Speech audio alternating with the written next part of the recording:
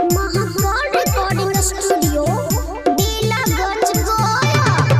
Mix by Sanjeev Sajanwa DJ Kanchan Raj Muzaffarpur.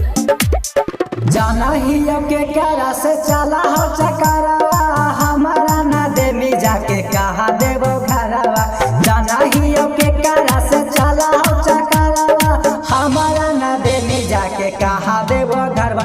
आसो आही बाबूवन के लाला चावा हाइंगे छोड़ी मांझी जी से जाके डाला बाबा हाइंगे कि हम तो जाना ही हाही तू खेला गे छौड़ी कि घूम घूम खो जा मांझिए भातार गे डीजे कंचन राज मुजफ्फरपुर। मंझिए के बेटावा से करही तू प्यार गे करही तू प्यार छौड़ी करही तू प्यार गे करही तू प्यार छौड़ी करही तू प्यार गे। मंझिए के बेटावा से करही तू प्यार गे करही तू प्यार छौड़ी करही तू प्यार।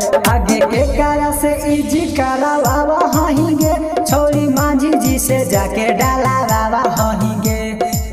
छमकी छमाकी छौड़ी और जाही मांझी टोलिया मांझी जी के लाइका न कर दे तो लहंगा में का जा लागे छौड़ी और लागो ना नजारा।